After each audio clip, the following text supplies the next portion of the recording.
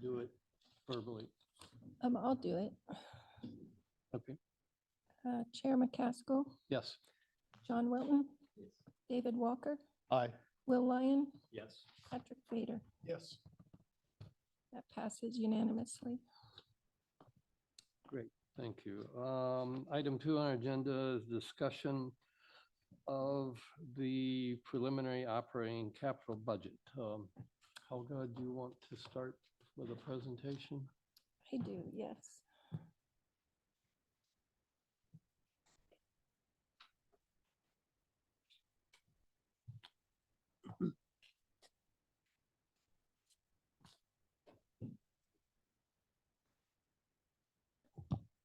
Good afternoon, Chair McCaskill and committee members. Before you today is the preliminary operating and capital budget for fiscal year 24-25.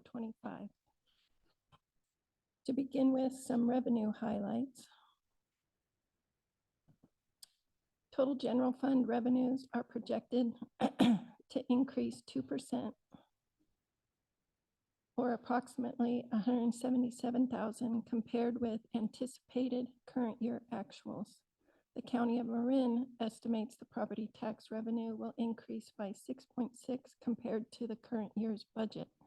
We have assumed a slightly more conservative 5.8% increase, which equates to a 5% increase compared with current year anticipated actuals, or approximately $358,000.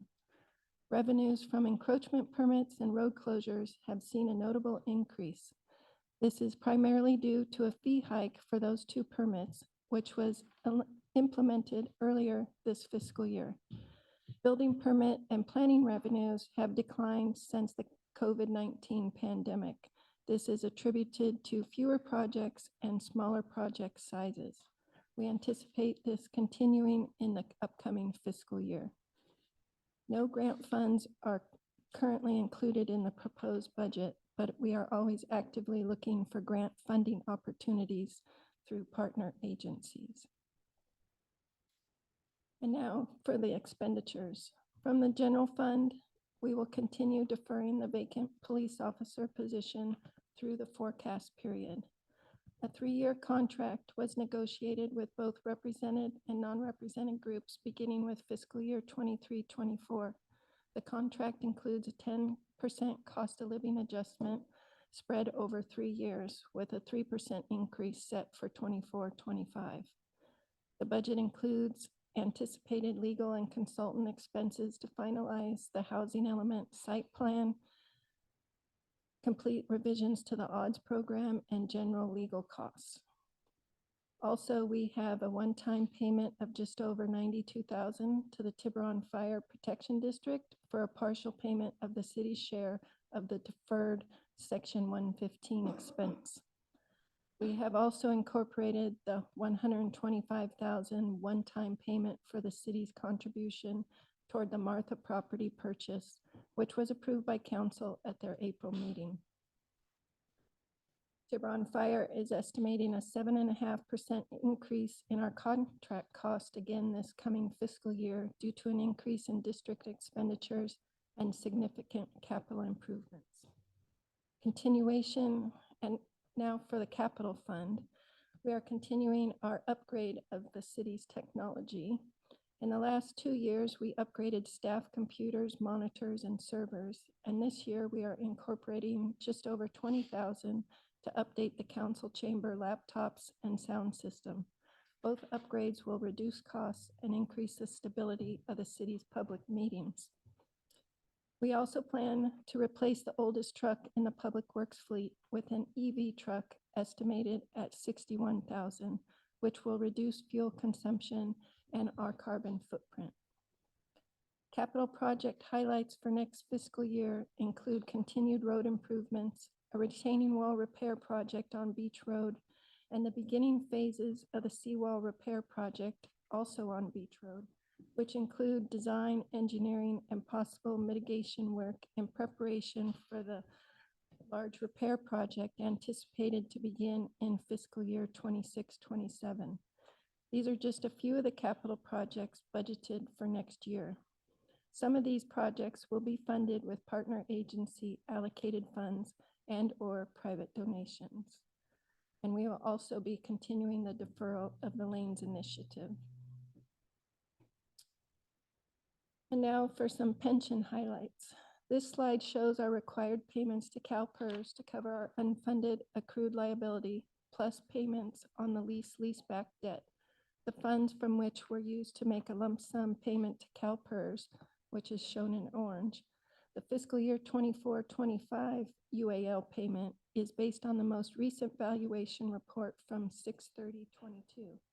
CalPERS investment return was a negative 6.1% for that year, resulting in a drop in our funded status to 85% and a sharp increase in our required UAL payments over the 5-year forecast period. And please note that the CalPERS posted a 5.8% return for the year ending 6/30/23, which is still below its 6.8 discount rate. And for clarity, this chart does not include the city's normal cost rate contribution to CalPERS or the $300,000 annual contribution to its Section 115 trust. Is it okay if I ask a question since you have this chart out, or should I wait for the end? Helga, do you have a preference? That's fine. That's a nice chart. However, so in fiscal 24, you know, the UAL dropped down, and that's because of the excellent investment performance a couple years prior. Right. So if you were projecting out 5 years prior to that year of good investment performance, it would look much differently in fiscal 24. Right. So refresh me, when it goes out all the way to fiscal 29 and shows the 415,000, what's the basis for that 5-year projection? Is that just spun out of? Yeah, go for it. Yeah. So I don't remember, but there's a ramp up. So they're spreading out that UAL over a sustained period, but there's a ramp up in years 1 through 5. So you don't feel the full effect until year 5. And that's why you have the big jump up there. But again, it's always a moving target because the last year they just underperformed, and the current year they're likely to significantly outperform their target. And so those numbers will constantly be changing, but that's just how it looks today. Okay, that's a great explanation. So those, it's the 5-year spreading of that lump, and then everything else is based on the actuarial assumptions, which includes the 6.8% return. Yes, so that's also had an effect because the 6.8 is being ramped up over a certain period as well from them cutting the discount rate. So I'd like to say this is a worst case scenario, but it will get worse next year because there's still a 1% delta versus the discount rate. So next year's projections will look even worse, but we'll know in our back pocket that they've had a good performing year, and so it's transitory. Thank you. Sure.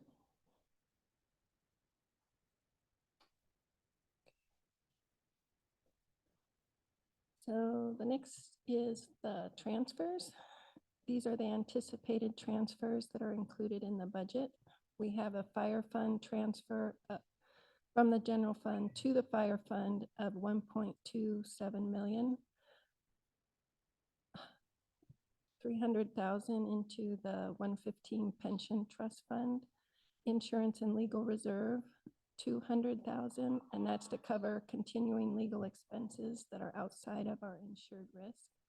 The pension related debt obligation fund of 247,000, the capital improvement fund of 485,000, the road impact fee fund of 151,000, and the equipment replacement fund of 108,000, and the critical infrastructure transfer of 650,000 is in anticipation of the upcoming seawall project that is estimated at 2.2 million.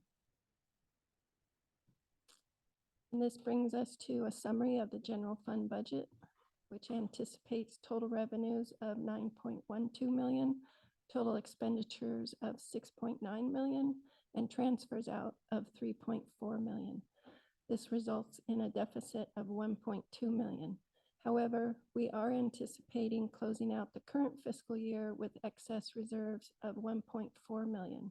These reserves will offset this anticipated deficit in fiscal year 24-25. It is also important to note that some of these transfers out are not associated with current year expenses. Specifically, the critical infrastructure reserve and the 115 pension trust fund transfers are being made to fund anticipated future year expenses, allowing budget smoothing. And this brings us to our general fund reserve. The reserve policy is to maintain a reserve equal to 50% of the projected general fund expense, plus fire transfer, plus pension debt service. Using this formula, the city should maintain a general fund reserve of 4.3 million in fiscal year 24-25. The projected general fund balance as of June 30th, 2025 is 4.45 million, equal to 52% of the general fund reserve goal.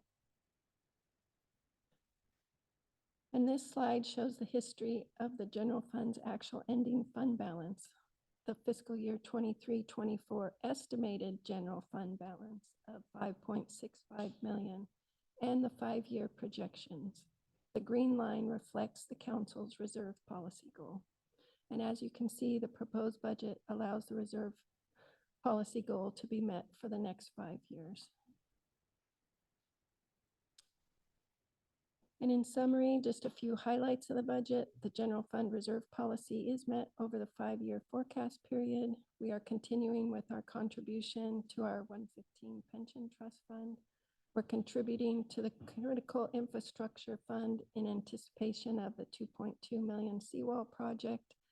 And the budget process does reflect a fiscally conservative approach with which allocates resources to maintain staffing levels and the operating needs of the city. So what are our next steps? First of all, we are asking for your input today, and we'll take your suggestions into consideration while we continue to refine our budget projections. We will take our draft to the City Council on May 13th for their review and input, and we will bring the budget back to Council for adoption on June 10th after we conduct the public hearing. And with that, I'd be happy to take any questions. Who would like to start?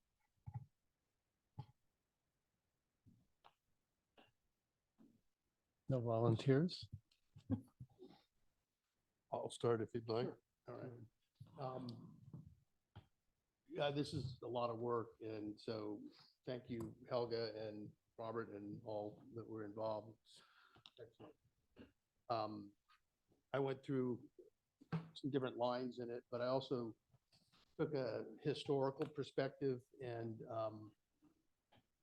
just have a couple observations which lead to the questions.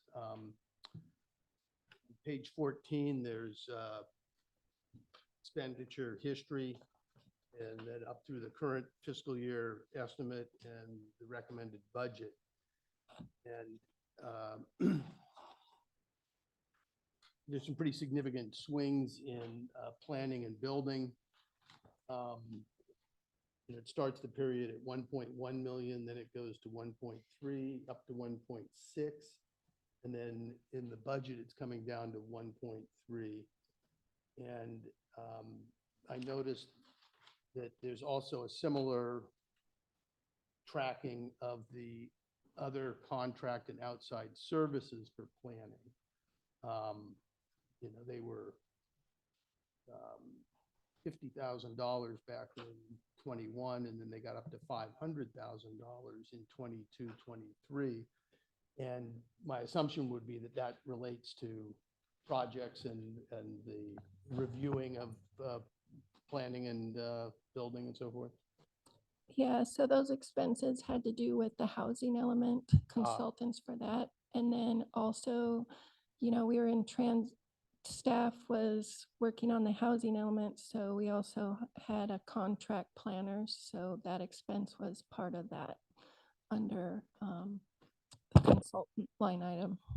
So the contract planner was for private projects in the city? It was to review planning projects. Yeah. So, and then they're no longer using that. And, then we had a change in staff in the planning department. So that was helpful at that point to have the contract planners. And then now that they're fully staffed again, we know we've ceased that contract. Okay, and sort of related to that, looking at the revenue side, it had a similar increase and then is coming down, but not to the same degree. And so that's a very large change. And I guess my question is, in the fiscal 25 budget of 1.3, in expenditure, the revenue for licenses and permits is holding the same as last year, but that expenditure is coming down $150,000 or something. So are you comfortable that the licenses and permits sort of match that Yeah. expected expenditures? So during the COVID-19 period, they had a lot of building projects and there were a lot of large projects. And so this current fiscal year, the building permits are down as well as the planning revenues because there are less projects. So I am comfortable with the reduction in the planning and building revenues. Okay, thank you. So staying on that same page. I'm on page 14, John. It spreads the last several years of expenditure. Yeah, I do too. And it's page 14 at the bottom. It's operating expenditures. And so you can see that there's a big swing in the planning, and we just discussed that, and the staff is comfortable. So something else on this that's not all on this page, but it's this fire fund that we've talked about several times. And, as a percentage, as a ratio of the fire fund cost here to the total general fund, it was 33% 4 years ago, that 1.7 million. And then it's 35% in the recommended budget, the 2.4 million. But I looked back 10 years and there was a change 10 years ago where it had been running 22% of the general fund. And then over the course of just 1 or 2 fiscal years, it jumped up to 32, 33%. And so I was just wondering if we know what that change was 10 years ago, because that was a one-time significant change in this. And if we don't, maybe that's something that we could look at. Do you follow what I'm saying? Yeah. It Sally, it didn't go from 22% gradually up to 35%. There's a period 10 years ago, fiscal 2014, where it jumped almost up 50%. Because I've been looking at all of these long-term trends in terms of fire and trying to get my head around how best to sort of interpret it, represent it. And part of the struggle is that our total expenses can be volatile from one year to the next because of whether we've got large capital expenditures or not in that year. So it's trying to get a clean sort of comp that's really hard to do. And I've looked at it many different ways around. And the reason I think you had to jump in that year isn't because fire expenditures did jump up in 2015-16 from 1.2 to 1.5 million. And I don't remember the cause of that, but I don't remember there was some structural reason. And then since then, you've just had volatility in the total expenditures, which is why it looks a little funky. But I think what might be useful to do in the next few weeks is just to circulate to the finance committee what we've sort of seen from long-term trends in fire, because I don't think we've been very clear in explaining necessarily that in a longer term trend analysis. So I think that might be a good thing to do, just to get better clarity for people in terms of these trends. But I mean, does that make some sense? That makes perfect sense, and I agree. And I think even taking it a step further, without overbuilding it, would be to maybe have some set of assumptions and modeling that might take it out 10 or 15 years, so that based on reasonable assumptions, we could see more quantitatively what is happening there and point to that. I mean, just on a 20-year basis, what you've, as a quick summary, seen is that fire expenditure has been growing at 6.3% per annum over the last 20 years. Our total expenditure has been growing by 4.4, which means that spending net of fire is growing by about 4. And so that's the problem, because 4% growth is less than GDP or personal income growth. And so you're essentially seeing some shrinkage in effective terms in our budget net of fire. But I think it would be useful just to distribute the numbers and some charts, just to give a clear impression of where that has gone. And as you say, project it out 20 years to see when the crunch really hits. Because I mean, looking through these numbers in more detail, I feel like we still have some time. I've having looked at the budget in more detail, but I think that would be good to put that down on paper for people. I agree, and I'd be interested in, it went up 31% in that fiscal 2016. So something happened where it went up 31%, and it'd just be healthy to know that. Anyway, I've got one last comment on this page. And that's on the non-departmental. And looking back, I saw that the non-departmental expenditure was also established about 10 years ago, where I gather it was parsed out of the general administration as a separate category. And then this year, the non-departmental is estimated at 659,000. And one question I have is, what is non-departmental? So that includes like all the retiree fringe benefits, outside services such as the JPA payments to like the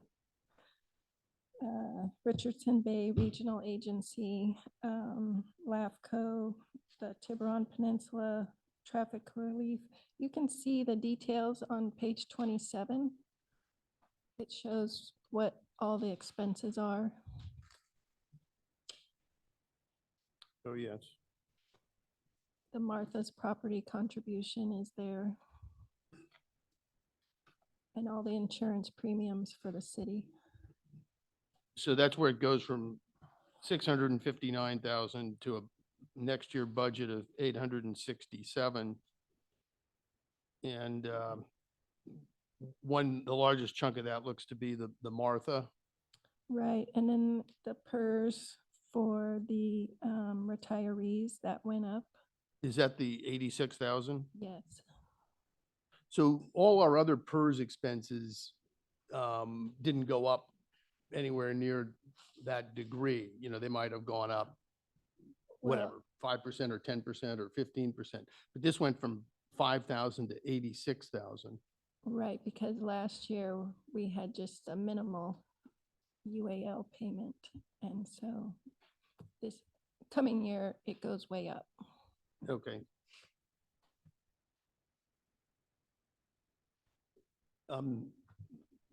I think the only other significant question I have was at some point, it'd be good in my mind to talk about the $2.5 million critical infrastructure spend, because that's the biggest change between our current budget and this draft budget.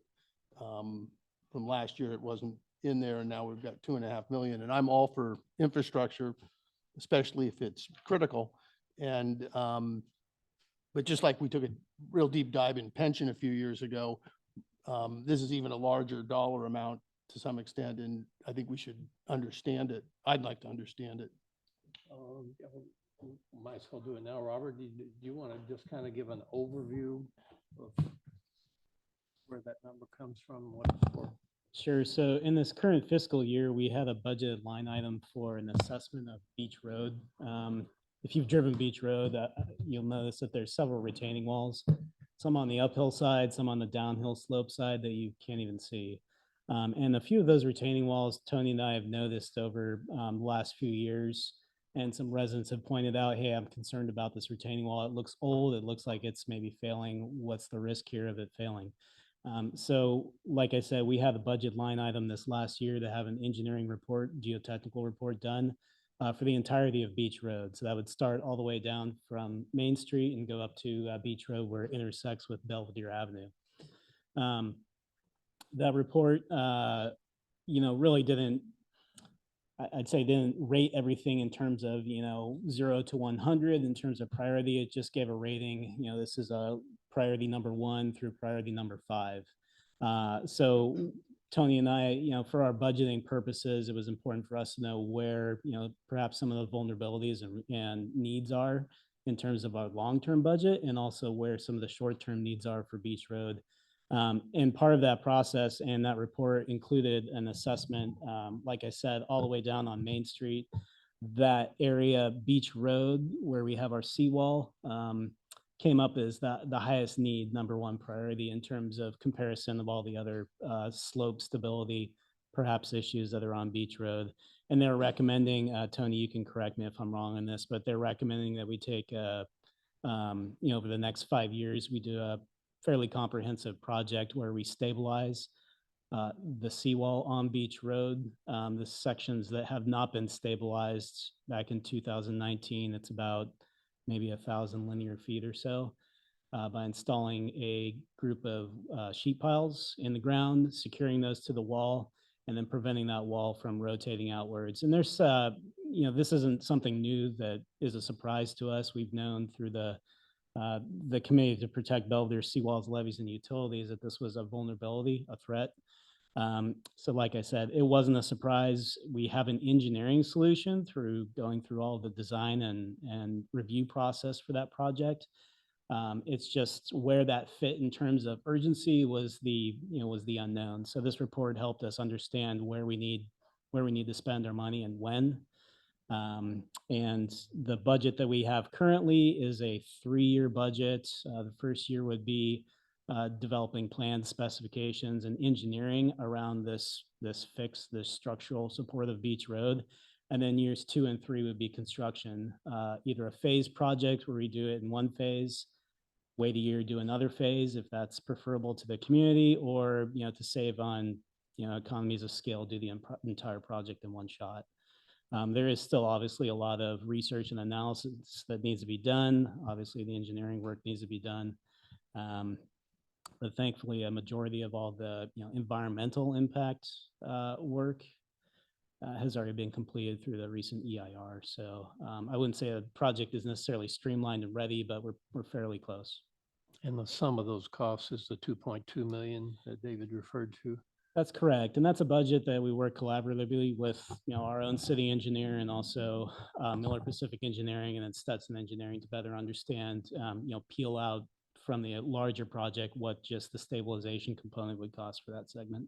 And so the 2.2 million is just for the sheet piling along that section of beach. And is it to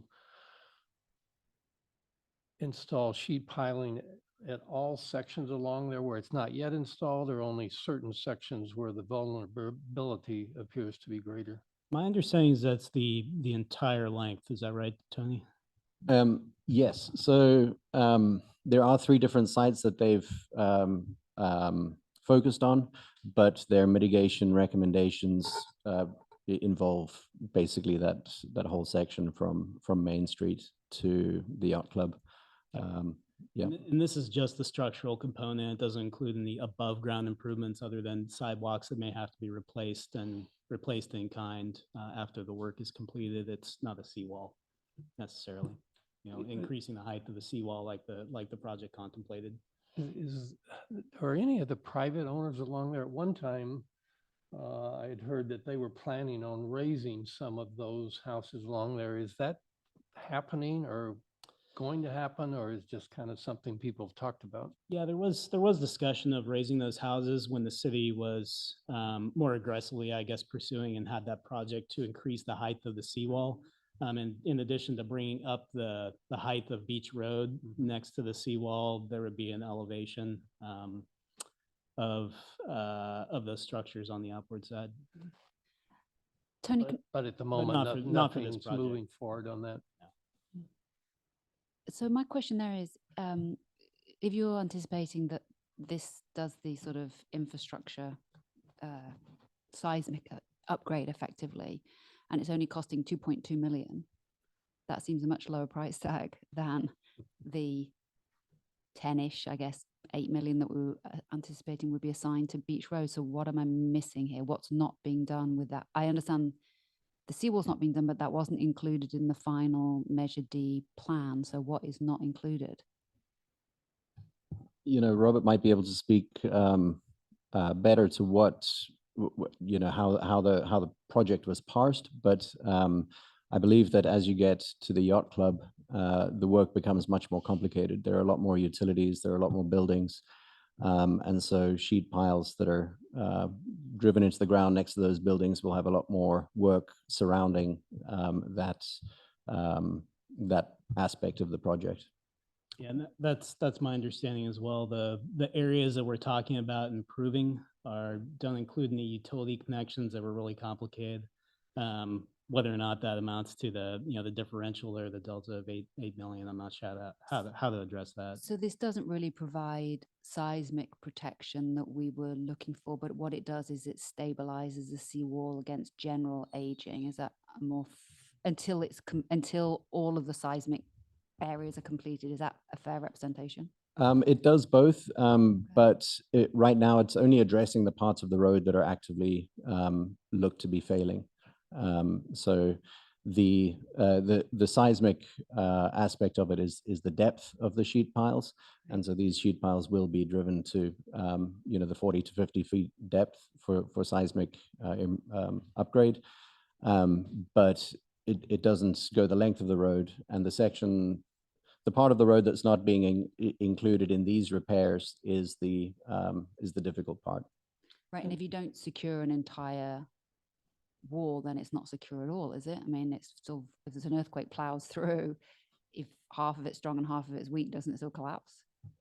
Yeah, Correct, there's Okay. still a vulnerability there. Yeah, it's not the full solution. Yeah. Well, the larger amount also included, did it not, Robert, quite a bit of work in the street itself and changes in the direction of the street and the lanes and the middle island and so forth? Yeah, the project, which included the seawall component, yeah, it did contemplate changing the median, reducing the median, and I think eliminating, it's been a while since I thought that, eliminating that the two-way traffic as is currently configured. But can I? Yeah, better but that's not apples to apples, though. I mean, because the final 20 some odd $20 million project did not include that, right? Did it include that? Even without the elevation? Correct, yes. So it was rerouting without the elevation? Correct. Correct, and it also included San Rafael Avenue. That's the Oh, other. no, to be point sure, yeah. Point out, and there's. So Tony, can I just, because, and I may be misremembering this, but the original big project, the sheet piling was going to go on the interior of the pavement, is that right? And so now all of this is going on the exterior to match up with the existing part that's been repaired. Is that right? So it's a less aesthetically pleasing option, but it's just what we have. Is that right? Right. So the recommendation from the geotech, which is conceptual, was really to address the failing wall. And I think 2 of the 3 sites they just said to put the sheet piles on the outside of the wall, which would be on the water side. But speaking to Scott Stevens, who is the primary geotechnical engineer, he has said that he didn't foresee any issues with putting those sheet piles under the sidewalk instead, which would align with the critical infrastructure project plans. But kind of going back to a comment Sally made a couple of minutes ago, that this wouldn't really take care of all the seismic issues there. What else would we do to, once the sheet pile is installed along that entire section of Beach Road, what else would there be to do to stabilize it for seismic purposes? There's some tie-in work. Like Tony said, this is only a small portion of Beach Road, that overall larger repair that we were talking about. There is no Down by the utility. yacht club and utilities. Right, there and is no stuff. utility strengthening. We're not putting in flexible couplings like we had discussed. It's really just installing the sheet piles, making them so that they're at depth, that if we do decide to do the larger project, it all integrates and stitches together. But really, it's just to keep the walls from continuing to rotate outward at this point, which is the condition we're dealing with now. A small point. I mean, I would think because of the public interest in the previous project that was seawall and then it was critical infrastructure. I mean, because this is a selective, prioritized strengthening of the weakest points of Beach Road, I would suggest you use a different descriptor for it, only because the public may feel that the seawall now is being funded indirectly through the general fund in little bits. And as you just explained, this is simply addressing the priority issues that seem to be the most worrisome. It doesn't address the systemic issue. And we don't have the money because the public voted against it. So you might want to think of renaming it to be something like strengthening, I don't know, prioritized strengthening of, well, you can come up with a term, but it would, because if we keep using the word seawall, I think the public would get terribly confused that it's the project that they just voted against being done through the back door, which it's not. It's simply addressing priority issues, which you have to address, otherwise the thing may collapse in sections, but it does not address the seismic issue. I mean, I think that needs to be clear. Perhaps we can just tie it into the fact that we've had 2 emergency sea repairs already, and these are a third, fourth, and fifth repair that are required just to stop the tilting seawall from falling into the water, by the sounds of it.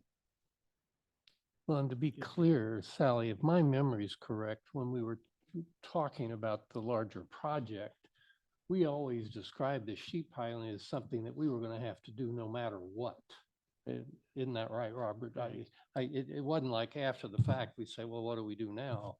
My recollection is we were very clear that the sheet piling stuff was stuff we were going to have to do whether the bigger project got approved or not. Tony, just one final question for me. With the sheet piling now going on the exterior, potentially on the exterior rather than the interior, does that have any ramifications if a bigger project does eventually come forward with a seawall? Does it change anything, or it's not important? Yeah, it is important. And we would actually, to clarify, we would want it under the sidewalk. So it is going to go under the sidewalk? Yes, Okay. yeah. Right now, the engineering recommendations that we've received are to be on the outside, on the water side, but part of the design and engineering work that we still need to do is we need to move that so that it's under the sidewalk, because it would then align with the bigger project, you know, the long, you know, which could be seen as a long-term plan. Yeah. So would that change the cost? Speaking to the geotech, he doesn't believe so. And, you know, at this point, these are all very general numbers too. So yeah, my understanding is that it wouldn't be a significant difference to the cost. Also, there's a benefit, an environmental benefit, I guess, from a permitting standpoint. By putting the sheet piles underneath the sidewalk, you're not infilling the bay, and some of the mitigation work would not be necessary if we had, you know, by doing that method. So when do you get yours? Is it the 60% cost estimate is going to be the next step? Is that in terms of us budgeting for this? Yeah, so the first step really is to try and find out if we get a grant from FEMA, because and hopefully that will come this year. I don't know if we have any idea really, but at this point, this is really in case we don't get funding from FEMA. So we're kind of waiting to see. I think I wouldn't want to jump in and start spending money on design and engineering if 6 weeks later we find out that a larger project will be funded or will have funding from FEMA. So for as long as possible, I'd want to wait and see what we hear. So the money that's been allocated this year, just from general public works budget for this, what is that spending for? If it's just a hold, if we're on a hold sort of period right now. I think we want to make sure that we have funds set aside. We're going to hear from FEMA. Well, we planned on hearing from them 6 months ago, probably a year ago. We would hope to hear from them in the next quarter. If we don't, or if we get a negative outlook on their grant situation, then we do want to make sure we squirreled away money in this year's budget to be able to address the engineering and design. Yeah, I'd actually push back on that a little bit, from the perspective, if this body makes the recommendation to City Council for this budget, and City Council ultimately approves this budget with the 3-year, to John's point, Beach Road Maintenance and Repair Project, a new name, something like that. It's a project that has a green light. And if you have plans to have 425 be the design development permit procurement phase, I wouldn't hold off on that for the hope of a grant or hope of because don't forget, even if the grant comes in, we still need to match the funds potentially, solve the broader community problems project as far as that project is concerned, and move forward. So I don't know that you've elevated this through your survey and through your prioritization as a necessary and essential maintenance and repair project. So at the very least, I think it would be the first stage of a bigger project. My guess would be, because you're doing, maybe you add the full length of the sheet piles to what you're doing now as the augmentation to this project. But I wouldn't kick this can down the road. I would plan it out. Come up with your project coordination should this body, like I said, recommend it and the City Council approve it. I don't know whether you want to or a grant. But is the idea, I mean, presumably you're going to try and get greater visibility on when you might hear if that's possible, but you're not going to wait all year. You're saying you want to wait another quarter effectively before starting this work. Does that sound right? Or you're really planning to sit on it for the whole year? No, I don't think we're planning on sitting on it for a whole year. I think, like I said, if we're going to hear from FEMA, it's going to be within the next quarter. And, barring any kind of discussion or hints from them, I think the idea would be to go ahead and proceed with this schedule repairs plan and not delay it. And obviously with any project, there is a lead time. If it takes 6 months or 8 months to develop the plans and get the permitting, we'll look at that overall schedule, and it may be necessary that we start next month and we can't wait for the full quarter. So we'll do that assessment. And just to add to that, I mean, I think it's a very good point that any design and engineering work for this would probably tie in with the work needed for a larger project as well. So, right. Yep. Okay, thank you, David. Have we adequately explored that subject for today? Close. I mean, it's a big amount, and it's important, I think, for us to know what we would be getting by doing this.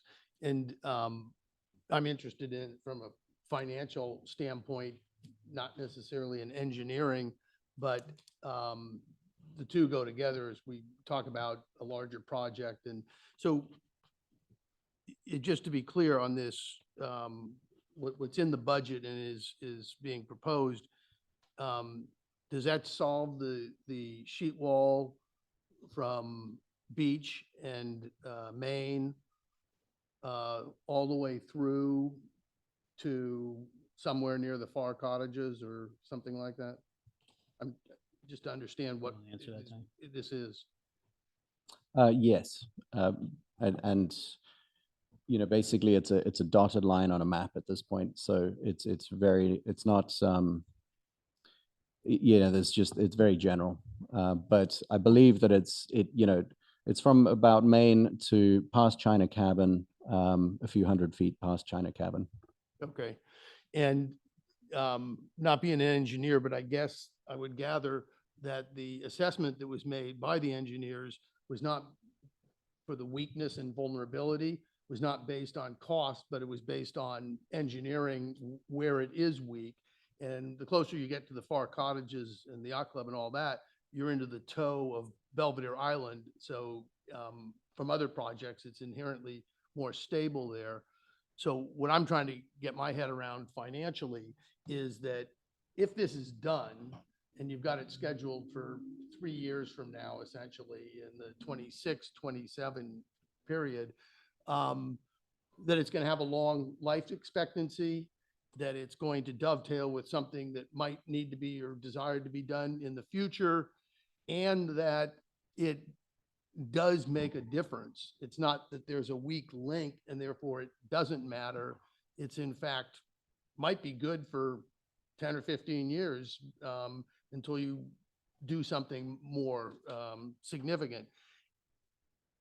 And so that relates to the budget, because it happens to be an amount that we're funding a very long-term capital project for with current revenue.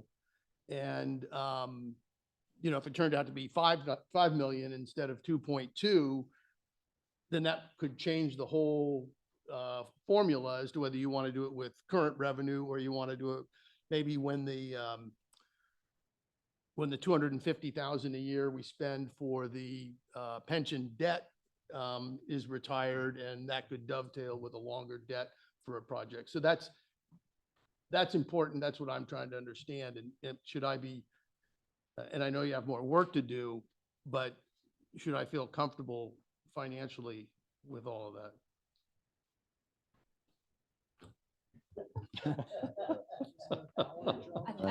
I think, I mean, just what I'm hearing there is how certain are you of that price tag? I mean, I know it's early days, but could it be 5 million? Because it's a legitimate question if it is 5 million. We don't have the resources to finance that Right. without cutting services. Yeah, absolutely. Or And- The reserves. estimates were based on, the engineers who do this work, their forecasted project costs, which, typically they bake in a pretty healthy contingency. We did that with the larger project as well. It is possible in 3 years, the economy could be in a different place and the project may be more expensive. But As a result, and we'd have to reassess. But I think when we get to the 60% design level, we'll have a better idea of what this is going to cost. We're hoping that it falls within what we projected, though. Okay. Yeah. And the other piece of that is the comfort that doing this work actually makes a material difference, even though it doesn't go to the more complicated connection area by the toe of the island. Right. Yeah, and just going back to the repairs that were recently completed, emergency repairs that were completed, this can be seen as an extension of those repairs. The ones from 5 years ago, or? Yes. Yeah. Yeah. So Yeah. on that, are we using the same consultants and engineers for this as did that project? And the reason I'm asking is because we now have to go spend a couple $100,000 more on that project, right?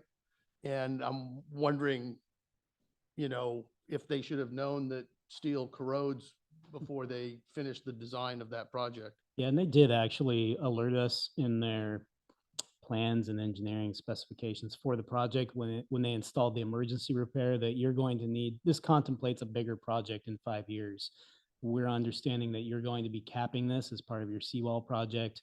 So, go ahead and install it as designed with the understanding that you're going to do some additional work later on. So that's where we're catching up right now is we don't necessarily have a funding mechanism for the bigger project yet. However, there is still this condition that they've wrote in, which we need to address. The extent of the corrosion is also part of the analysis that Tony's working on right now with the engineer. And I guess to get back to your first part of that question, are we still using the same engineers? Generally, the answer is yes. Stetson Engineering, Miller Pacific, those are our general engineers, structural engineers, and then the coastal engineer at the time was CLE. They were bought out by Foth Engineering, and they've been advising Tony. Adrian Cormier has been advising Tony on the repair for that So that first would segment. That would lead me to my last question on this, which is that there's no similar caveat on the work that's being budgeted and looked at now. In other words, we wouldn't do all this, and they had said, oh, but you might need to do this too, because you're not doing the larger project. Yeah. Yeah, I think that's one of the advantages of having the sheet piles installed where they don't have, oxygen and water mixing together to exasperate the corrosion. We're putting it under the sidewalk. So that's another benefit of that design method. That answers your question. Yeah, I just wouldn't want to have the understanding that this was complete, and then 3 years from now, even if you're not doing the bigger project, says, well, but you got to do this too. Yeah. That's it. Yeah, and to add to the to what Robert said, it's another benefit of planning out repairs like this instead of having to do them as emergency repairs. That, and we have the benefit of all the other work that's gone into the critical infrastructure project to date. Thank you. Yeah, and Tony, following up on David's point about the 2.2 over the course of spread over the course of 3 years, the budget doesn't really have the tolerances to have that go up, much without a considerable diminishment of services. So in the design development, you would probably be wise to figure out what are essential parts of the projects and what are parts of the projects that could be delayed or stepped back if in fact you do see an acceleration or increase in cost estimates. Do you know what I mean? Just so that you project is delivered at 2.2, whether it's 100%, ideally 100%, but 75, 80% of the project if they've determined there to be higher costs. Yeah, absolutely. Yeah. But that would imply that all of this is not essential. I mean, is that the case? Because we don't have the money to be spending on things that are non-essential. Do you mean? So because I think Peter's point was, in anticipation of possible cost escalation, can we identify the pieces that are non-essential? Is there anything that's non-essential? No, not to my knowledge. These, as far as priority goes, there is an order of priority for the 3 sites, but they're all very close. It's the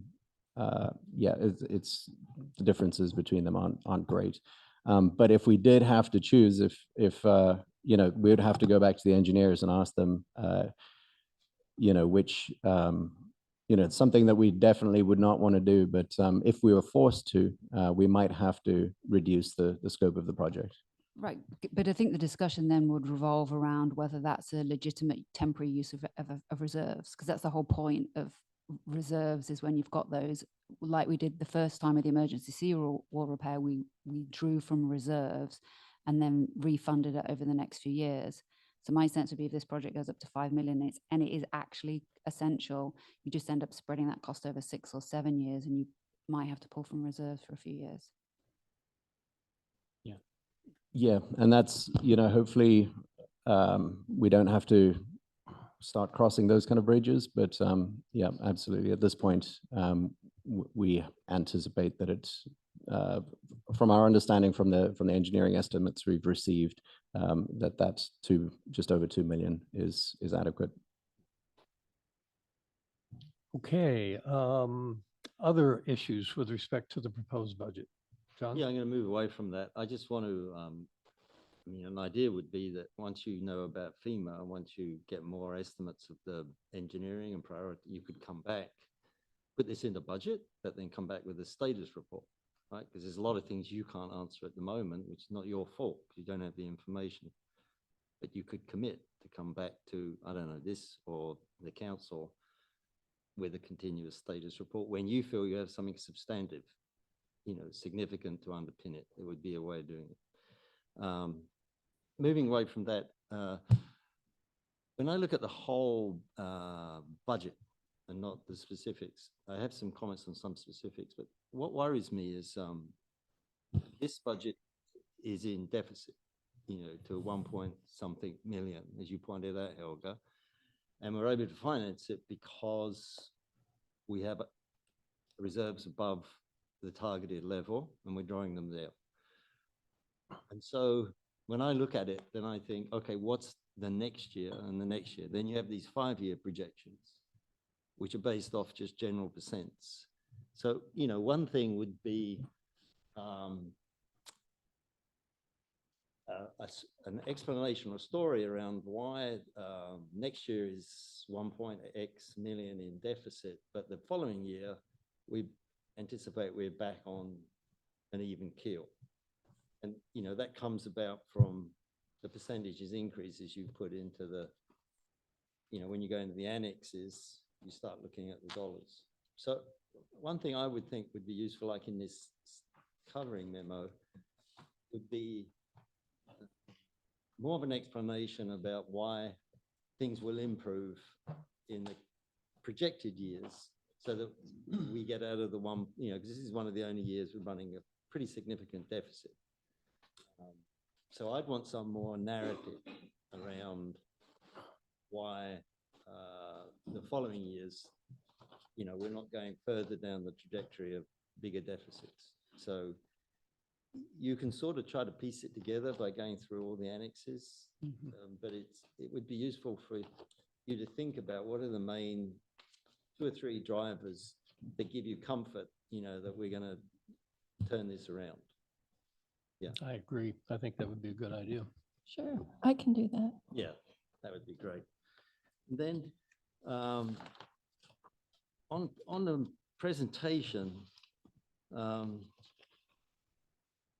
I look at the next year's budget, 24, 25, on page 4 in the summary memo,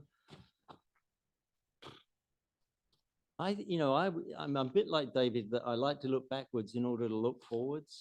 And so one thing to consider would be in that table would be to show the previous year's budget and previous year's estimated outcome. Because you've got this big turnaround at the bottom, you're going from big surplus to big deficit. And this is a snapshot of your projected next year. And I can only anchor it in, I can only anchor some of the numbers by going into the annexes.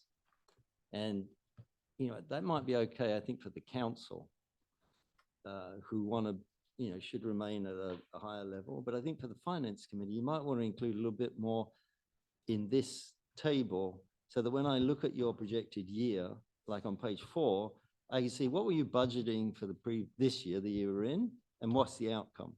So there'd be 2 more columns. Because then I can say, okay, like David, there's a big swing.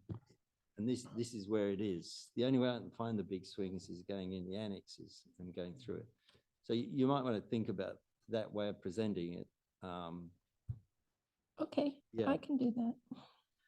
And then, so those are 2 big points. And then on specifics, there's 2 things, the fire thing and the pensions, because we've dealt with the, whatever that project is. On fire, as David's pointed out, we're spending a lot more and it's going up at a faster rate. And we've done in previous meetings, we went through, one's growing at 6.6, one's growing at 4.2. Therefore, the thing that grows 6.6 is eating more of the 4.2. And it's sort of on an unsustainable trajectory. And we're sort of making some partial payment for part of the Deferred, deferred payments. right. And so I'm sort of left, and you mentioned it, I'm sort of left wondering where this all goes. To me, there's an unfinished narrative here about, what are we going to do to address the unsustainable path? Are we working on it? Yeah. And the number what we're paying for deferred payment, where did that number come from? Is it something they demanded or did we offer it? So there's a whole thing around fire I don't really get. Right, so in order to, because the fire district defers some of their Yes. section 115 expenditures so that our increase from year to year stays rather stable, because if they didn't do that, it increased by 14% instead of 7.5%. And so that 92,000 partial payment is the city's contribution. It's, when I talked to the fire district a couple months ago, they estimated the section 115 expense that they were deferring was, I believe, 885,000. So our 21 point something percent of that was 185,500. And so I took half of that and paid that in this fiscal year. The second half of that is still unfunded. Okay, so the unfunded deferred payments are sort of growing, It's just one right? time. Because we're paying half of the increment this year. Right. Right. There's no additional payments in your 5-year forecast? I think our understanding there was that they're not planning to do any big additional payments into their 115. They only did that because they didn't have a lot of capital expenditures in those years. So they just, because they're so rich as an agency, they just chuck money into their 115. But because they've got these big CapEx plans in the next Like 10 5 to years, 8 20, I don't know years. how long they're financing it over, our costs are going up anyway to finance that, but they don't have free cash flow to put into their 115. So we just owe what we owe. It's not going to build right now. So you just arrived at that as half of what they could bill us. Correct. And then looking forward, given we're on that unsustainable trajectory, what are we doing? I can because we've been having a few discussions around whether this is the right time to do a fuller analysis of our budget problem, because we have a budget problem, but we've done a little bit of work, and it's a slow bleed. I mean, there's no question that this is a slow bleed, and I think showing you those trends on a 20-year basis will be useful to sort of start to step back to see whether it's the time to flag the issues more broadly. I feel like it might be a little bit premature, because I think what we should be doing as an agency first is more looking around to see where we can extract extra revenue right now. And I think not related to fire, but I think we have some ideas there before doing that bigger analysis that we have to raise to the level of the sort of public consciousness, where we'll probably get a lot of pushback. People aren't ready to discuss tax increases. And I think right now we should be doing as much work as we can in advance to do everything we can to raise revenues within our budget through non-taxation means. And then when we've done all of that and we've maxed all of that out, then might be the time to say, okay, we've done everything we can. Now let's look at the structural budget problem. But and how long do we have to fix that? That's sort of where I am right now. But if you guys feel like we should be doing that work sooner, we can do it. But there are a few things that we can explore that I feel like could pull in $500,000 or so over the next few years without looking for taxation increases. And I think we should do that first. But if you feel like the analysis needs to be done, it's just, so we do the analysis and we say we have a problem, but then what? No, I guess where I'm, Sally, is I don't know if anything's being done. So you're working on this thing of raising revenue but not taxes from somewhere else, which is great. I completely agree with you. I think it's too raw an issue to come up. But I mean, when I look at this budget and I think about how sustainable it is, one of the big issues is the fire thing. And you know, I don't know that we're doing anything on it, is what I'm saying. So I'm on this finance committee, but I'm ignorant of an issue that I think is of great importance. So, sorry, do you want to jump in? I agree with what John's saying, but I also agree that it's it is a slow bleed and so I'm comfortable keeping it in queue and working on it over some period of time. I actually did get some comfort realizing that there was this big jump 10 years ago, which I'd still like to find out about, because if you factor that in and look at that, it's a really slow bleed. It's still a slow bleed, but it's not like it went from 22% to 34% over that time.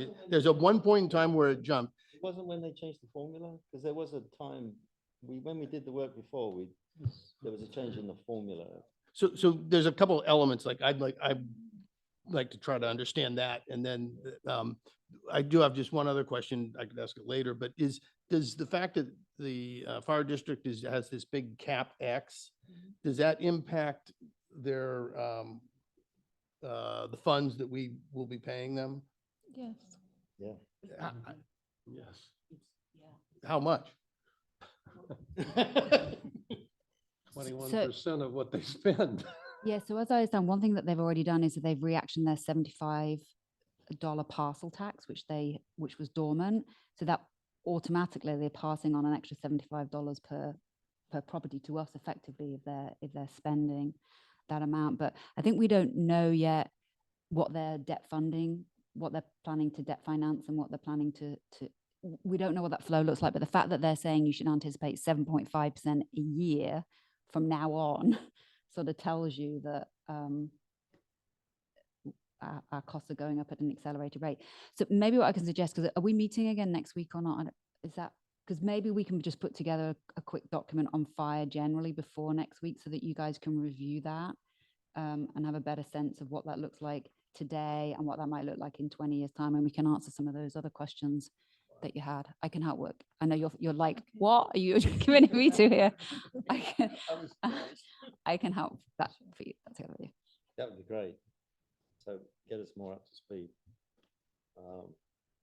The last one was pension. You know that graph that David liked with the orange and the green? Right. And showing the unfunded going. Does that take into account the 115? No, the 115 contribution is not shown on there.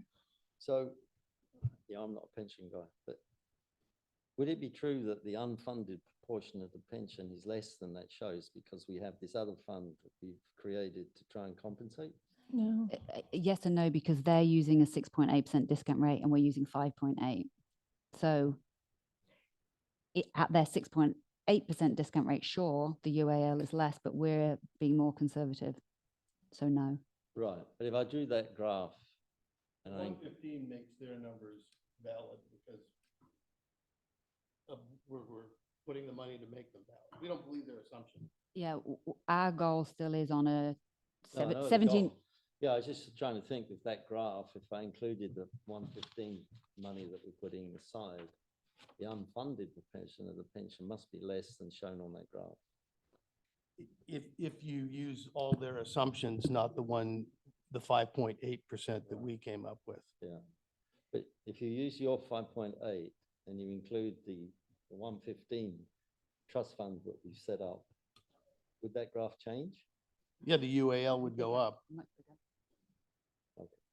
So what I would think would, given that we've created this other thing, we should look at it in its totality. The way I looked at that graph is it's not taking into account this other fund. It's also not taking into account our normal cost contributions either. So if you include everything we pay towards pensions, by year 5, we're paying over $1 million per year in pension costs right now. But that will change because with their strong investment return this year, the whole thing shifts around again. But we did talk about that, and maybe we can show you that chart, including all of the different expenses that we're incurring right now. I'd like that. Okay. Yeah.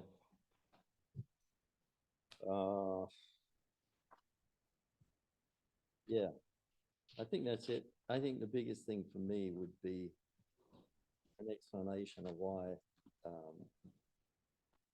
this deficit disappears in the projections. Okay. And then I think a note on the file would be useful. And then I look at the pensions with all of the bits in one place would be useful to me. Thanks, Bob. Okay, I think I want to jump in right now because I want to pick up on one of your points. John, he was talking about how you might improve the chart on page 4 of your memo. And I would go further. I agree that it would be helpful to have 1 or 2 columns to the left, but the chart itself is incomplete because it's got 1 line for expenditures, which someone looking at this can't get a big picture. And to back up a bit, you know, there was hardly ever a year that I was on the city council when at least one member of the city council didn't say something like after we approved the budget, said, I hope you guys that understand these numbers know what it is because I'm lost. I have no idea. And I think I've thought this for quite some time. I may have talked about it last year, but I probably didn't. I think it would be helpful, Helga, if we could have a chart that for the person who just wants to see the big picture, and that would basically be a single page chart that lists revenues, expenses, at the bottom shows our deficit. Now there is a similar chart in your package on page 6 of behind that. But that one, even to me, for the layman trying to understand it, is even more confusing because it starts out by the top treating last year's excess reserve as revenue this year, which I think the city council should understand. We've got a deficit this year and it's $1.2 million, and not try to sugar candy it up and make it look like we really don't, for all the main reasons John just said. And there's some other things, Helga, that I find this chart confusing. For example, you know, you come down, if you, I'm talking about the one on page 6, you know, for the first 3 categories, the number with a double line under it is the sum of the lines above it. But then you come down to this category called other deductions, and the sum of those numbers is not 150. And again, Right. you can figure it out if you're good with numbers. The average person looks, I don't know where this is going. These numbers don't even add up here. It's a little confusing. So I've done this before, and I kind of just lived with it what years I was on the council, but I went and looked at Tiburon. They on their website have a very simple 1-page summary of income and expenses. I think we need a chart like this. Sure. And I think it ought to be right in front of the package that any one on the website goes and looks like. It ought to be right here, page 4 of this for the city council. Because I think for people that just, unlike this group who can go into the appendices and try to pull all these things together, a lot of people just don't have the patience to do Sure. that. And, so that I would strongly urge us to try to come up with a 1-page, and you can go to Tiburon's website and see their 1-page, because I think would be helpful for a lot of people. Okay. 1 or 2 other things, this kind of gets into wordsmithing, and I apologize, but on page, I assume this is a similar memo that you'll send to the city council. On page 1, about 2/3 the way down, there's the subheading general fund revenue, and that paragraph underneath there. If you read the last 2 sentences of that paragraph, both of them are talking about the unsecured property tax, but they say 2 different things, and there's not a third sentence saying based on the above, here's what we did in the budget. I read those over and over and I said, it's kind of like, there must be something, needs to be another sentence there. The first sentence talks about the county estimates, and then the second sentence talks about a different estimate, and then it kind of leaves you holding as to, well, what did we do? Now, admittedly, that's just one line, the unsecured property, but I thought those 2 sentences were confusing. On page 2, when it's talking down, the first bullet point at the bottom of that page, it talks about things that were incorporated, and the first one was the continue of the deferral of 1 police officer position.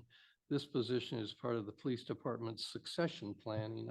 I wasn't quite sure what that meant, and maybe it's an HR issue, but succession planning, usually infers something to do with the chief, but I'm not sure what that wording's about, and maybe it was good wording, maybe it wasn't, I don't know. So the police department is anticipating some retirements in the coming year. Okay. And so that's what that was referring to. Okay. Maybe. a Yeah, different I agree with Bob. You might want to call that, staffs, Staff turnover. or staff something. turnover or Something other sustaining than staff level. succession, right? Succession, connotates the leadership. Um,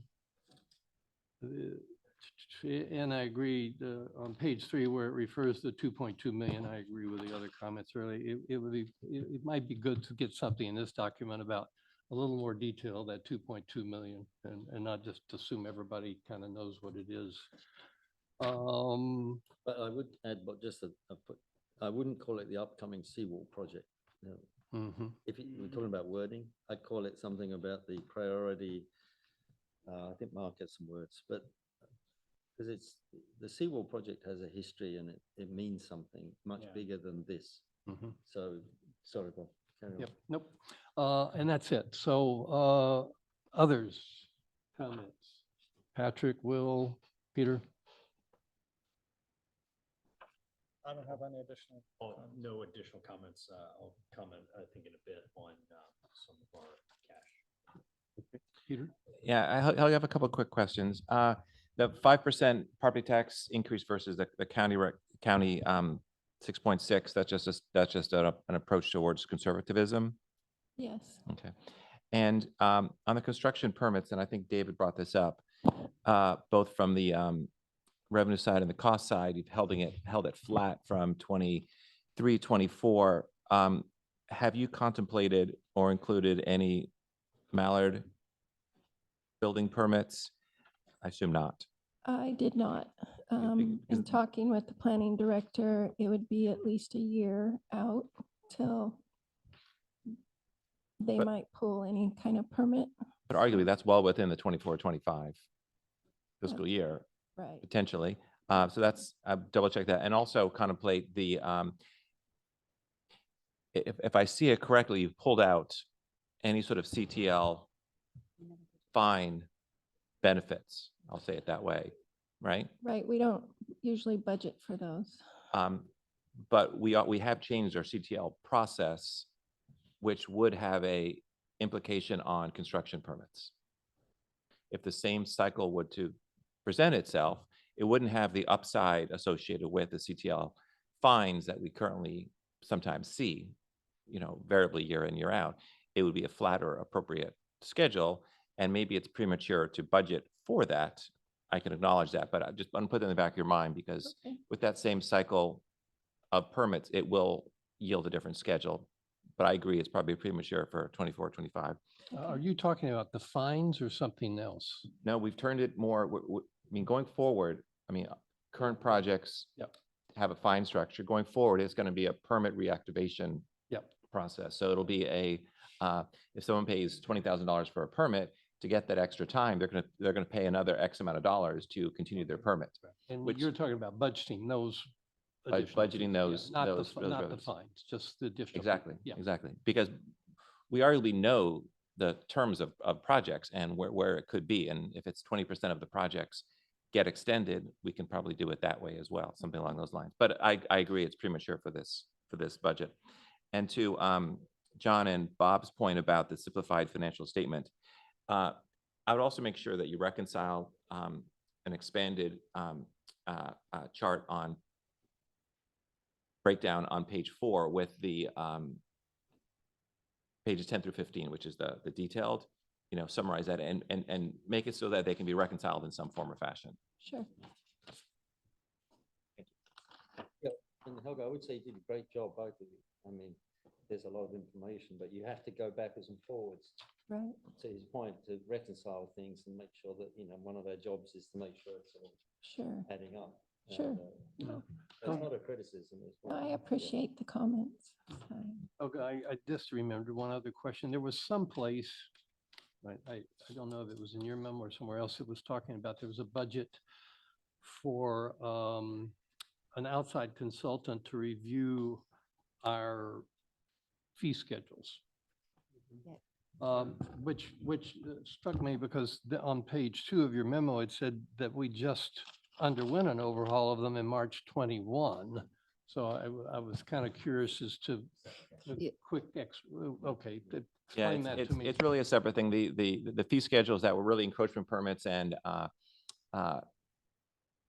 secondary construction permit cost was approved by the council, and that's having an impact going forward. We've looked at going forward, whether that be a long-term planning fee, housing element fees, modification of our impact fees, which would require a study before we can justifiably do it. So you're looking at different aspects. Yes. Yeah. Is that right, Robert? And That's correct. yeah, thank you. Shall I jump into a few questions?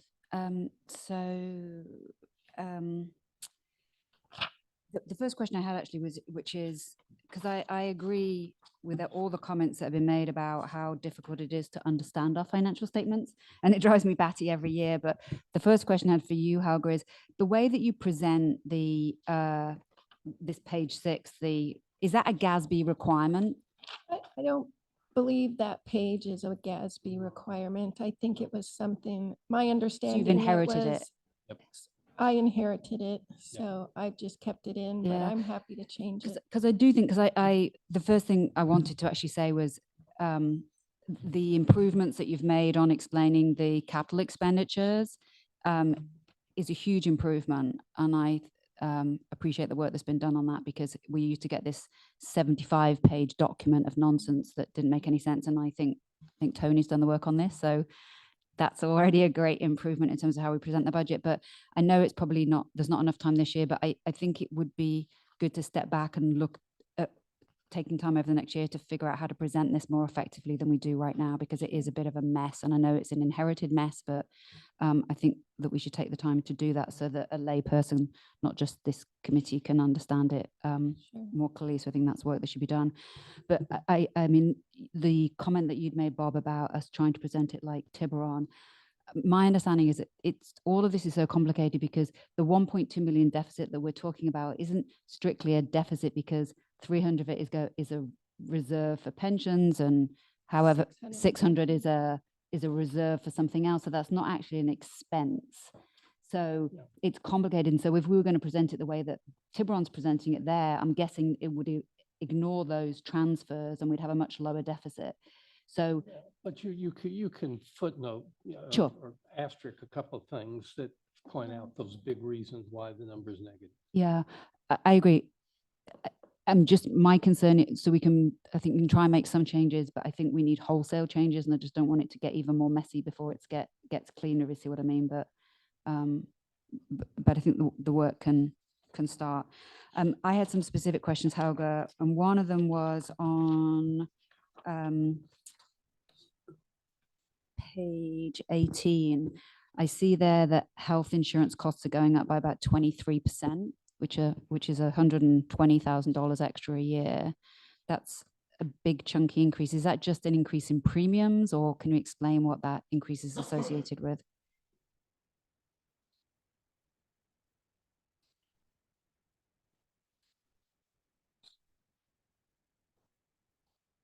Yeah, so that's mainly increase in health insurance premiums. CalPERS is estimated a 9% increase for 24, 25. But it's going up 23%. Is that just changing the composition of our workforce, or? It is a change in our workforce. So people we with have more families. families. Okay, all right, there's nothing we can do about that. Second question, it was more of a discussion point, is that the assumption on investment returns, I don't know where I, One more individual. I don't think so. Alright. I saw that, but I think it, Patrick's referring to the number of head count where we have a 7 in the police. Oh, that's the deferred FTE. Okay. Yeah. It includes the deferred FTE in the police officers, But not in the expenses. not in the expenses. why do we keep that in if it's deferred indefinitely? I just kept it in because just to show that it was deferred. It's footnoted that it's a deferred Okay. position. So I was looking, so on the investment side, we are projecting the current year $184,000 and next year an $80,000 assumption for our investments. And these aren't our section 115, these are just investment returns on our money that is now in CalTrust. Correct. And so I know we like to budget conservatively, but it is just, these are all fixed income investments, correct? We've got no equity risks on that portfolio. So, and we've got more money in there than we've had before. It's a growing fund. I'd like to see if people think it's reasonable to potentially bump that up a little bit, because I would like us to find funds to fully fund the fee study, which right now we can't afford to do, correct? Because just as context for the fee study, we aim for cost recovery, and we're nowhere close to cost recovery right now on our planning and building. And the law has also changed to allow us to recapture recapture the cost of our housing element and pass those on in future years over the next 7-year cycle to people doing planning and building work. And I feel like we should be doing all of that. And it feels, as Peter mentioned, that we need to do a fee study to get this right on a structural basis. And how much did you estimate the fee study is going to be? I had in there 100,000. But how much is the total study going to be? Because I think hadn't you said that it's more than that? I haven't gotten an estimate. I haven't gotten that far, so I just put in 100,000. But you've budgeted for it? No. So you haven't, but so I would like for that to be budgeted if possible, because I think it's when we're looking to find ways to increase revenue, we need to spend the money to get there. And the sooner the better, because even if we do the work now, this won't be implemented until fiscal year 25, 26, because it would start in time for the new pay schedule, which would be 25, 26. And so I think it's a pretty urgent priority. And right now it's not funded. And I was trying to look through other ways to create money within the budget. And I'd love to hear from Will in particular, whether that 80,000 feels overly conservative. It does. Yeah, it definitely feels conservative. And I know Helga's planning some outflows that are coming up here just in the normal course of business, but just on rough numbers, just for this committee to know and everybody to be aware of, is just using approximate balances of $8 million, which is roughly where we are. The interest rate right now is 5.3%. So if that continues to hold, that annualizes at $424,000. So yeah, I think we have, some, A piece of that has to go to the 115 fund. No, No? No, the 115 isn't included. Not included in these numbers. But of the total amount we have invested, some piece of it's the 115. No, that's done separately. No? No, we're just talking about CalTrust here. This is float. The 115's in CalPERS. So it's at, it's page. I just know that It's page 11. balances, you're asking the cash balances? Page 11. It's investment under the revenue side. So Will, could we bump that up to 180 and you, $80,000. so we're assuming 184,000 this year. Could that get bumped up to 180,000 for next year and be reasonably, that still sounds conservative. Even if interest rate dropped to 2.5%, we'd be I there. would be much better able to answer that question if I knew where the balances were going to change on the cash, but like at a 5.3% rate, I mean, assuming there aren't cuts Mhm. to the interest rates that decline that money market rate, seems really reasonable to me. I want 100K. I think we So, can find that. But on a reasonable basis, if we don't have the money, we can't allocate it. But it seems to me that that's a place where we're being too conservative in our projections, and that would free up 100,000 to do that fee study sooner rather than later, which is one of the ways that we can see of creating revenue without raising taxes right now. Well, Helga, what's the floor? I mean, it's the $4.5 $5 million floor, right? I mean, Yeah. it can't go below a floor. You say it's, it's an $8 million, float right now, or $8 million in there. But we have a good sense of what our floor is year over year, right? Right, And that's got to be north of $4.5–5 million. it is. So, I Yeah. mean, just you put the 5% on $5 million to get you that number anyway. Yeah, but this, we're talking about an 18-month time, and interest rates could be back at 2%, probably not unlikely, I know, but we don't know. Yeah. But that's still, I mean, even at a lower rate and so at some number higher than the floor, you've got that 100K. I mean, as long as Will doesn't object, I feel like we have room to bump that up. No, I don't object to that at all. In fact, I just think from an absolute level, it's worth knowing the total interest that that pool of capital is making. I think it's also interesting to know the change that we made to that money market fund that came out of this committee.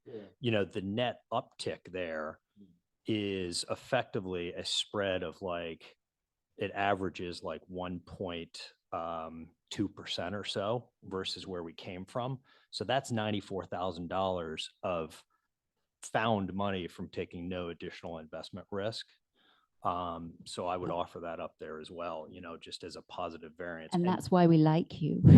Well, that's all, that's on an annual basis, and that's all since February 16th when we made the change. But yeah, we're on the right track there.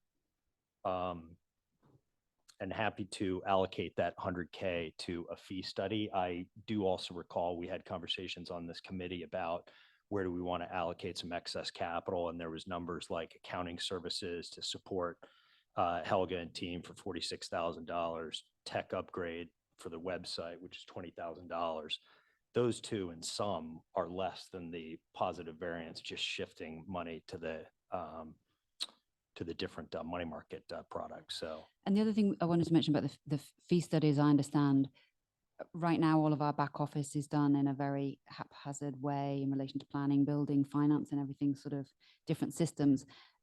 And correct me if I'm wrong, Helga, but we can include running more effective systems within fees as well, because they effectively are all supporting building and planning. And so that would allow efficiencies in staff as well, which has much greater benefits for us more broadly. So I think there's tons of reasons to do the study and to implement new fees and processes that would generate significant efficiencies for the city.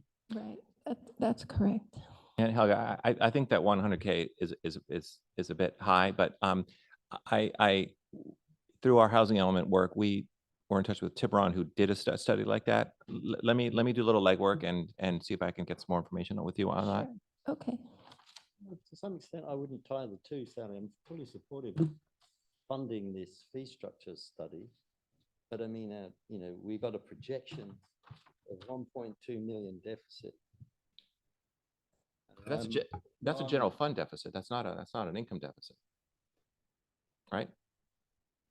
I mean, am I right about that? It's a general fund deficit. I mean, which includes transfers from one fund to another. Yeah, it Yes. includes Well, what I'm transfers. saying is it's not fixed, is it? I mean, if there's something that really is a high priority and gives you a high return, which No, is what you're saying. Yeah, I'm we not. should include it. And yeah. it's like trying to link the two. I'm not linking to it. It's just we like to show that we're meeting our 50% reserve target on a 5-year basis, just to show that we're being No, but prudent. I think they're separate points. They are absolutely separate points, I would but say from Will's and your discussion, Yeah. increasing that revenue projection makes a lot of sense, full stop. And Right. also it would make a lot of sense to do the study, full stop, and not link the two, because otherwise it looks like we're linking revenue with a particular expenditure, which I'm not in favor no, of. it was just raising No, I one like the to way you raise did the it. other. I'm just saying, I think we should think of it as separate things. Yeah. But there's a correction on the revenue side, and then there's an inclusion on the expenditure side, which we all think is a wonderful thing to do because it takes a long time to kick in and blah, blah. Okay. Yeah. How recent is the Tiburon study? I don't know. I just remember when we were talking about it. Pat had discussed it. Good question. Absolutely, good question. Did you want to? Well, Tiburon's a little different than Belvedere. Well, Definitely, well, let's look at them, but I think yeah. also the landscape's changed because of the changes in the law, and we're a different. Yeah. I don't think it's apples for apples. So and I don't think the consultant's going to be like, yeah. No, no, no, to be sure, I'm not suggesting we can beg, borrow and steal their study. The first step is to use their study and their scope as a validation of our budget number one, whether we do it. So if we do it completely independently, and two, is there some benefit we can get from some other data? Yeah, because that's what we did with the last change in our fees, is that we just stole the data essentially from other agencies. And it's not tracking very well for us. And so I think a study that's designed specifically for Belvedere to look at our individual data is going to be somewhat important at this stage. We keep trying to get away with it by just sort of lifting from others, and it isn't tracking very well. Okay, as a procedural matter, I'd like to now open the floor to the public. Are there any public comments on this particular agenda item?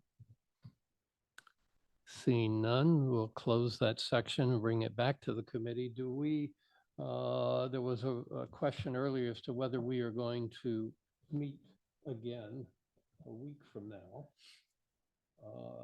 And you're nodding your head, yes. Okay. All right. So in that case, if we're going to, actually, we should double check, make sure, can everyone meet So the we're scheduled to meet on May 7th at 2:30. yeah. Is that still, did everyone keep that on their calendar? Is that still good for everyone? And John cannot. It's a Tuesday. A week from today. A week from today. Well, the packet they print the city council packet on Wednesday, the 8th. The next day.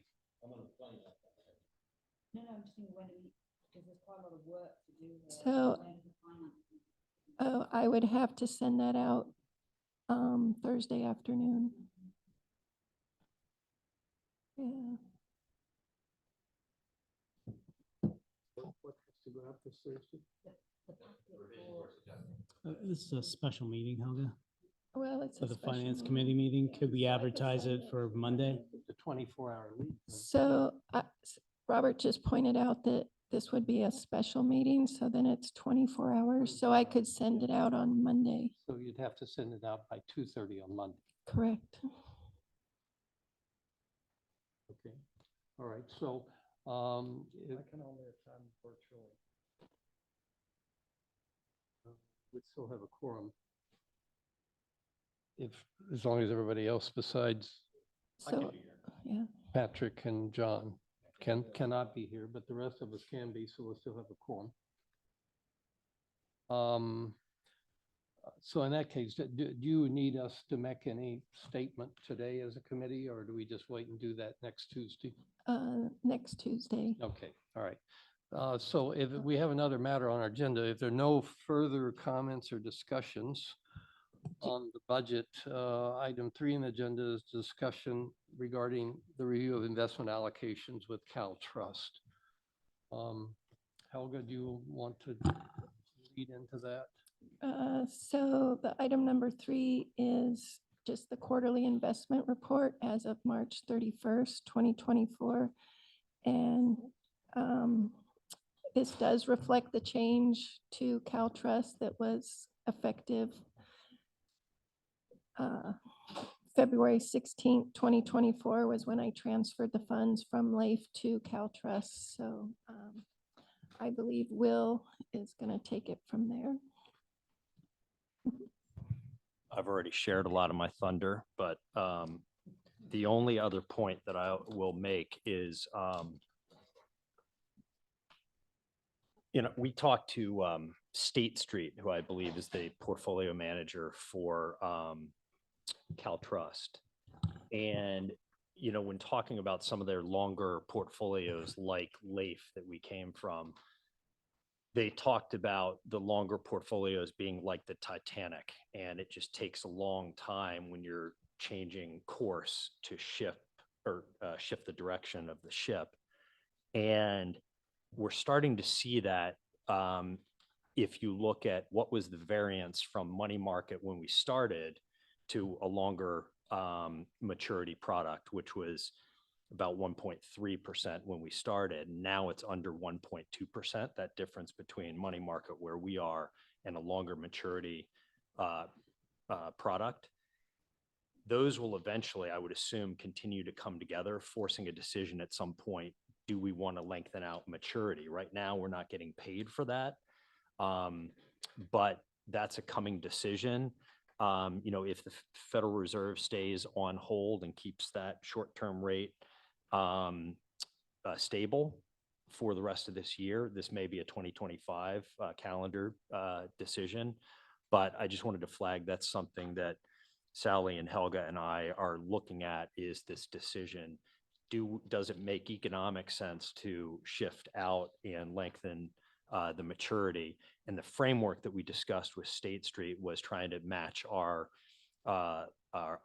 timing of our expenses with the investment so that you've got things roughly maturing about when they might get drawn. So I think that's an exercise that, once the budget's complete, that's something that Helga and Sally and I can turn our attention to, is what amount of capital is longer term. And once that decision looks more palatable, more economically palatable to extend out duration, we can do that. That's it.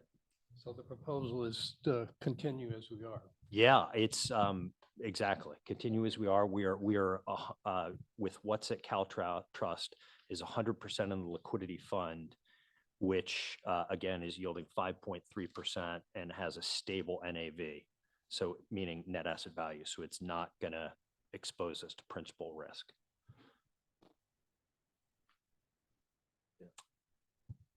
I think it's a really sensible approach. So far, so good. It's like a game of chicken, but right now we are winning as long as interest rates stay stable. So I went back and read our resolution. Helga or Robert, do we need to vote to continue, or is this just the quarterly is just an advisement in case we wanted to do something?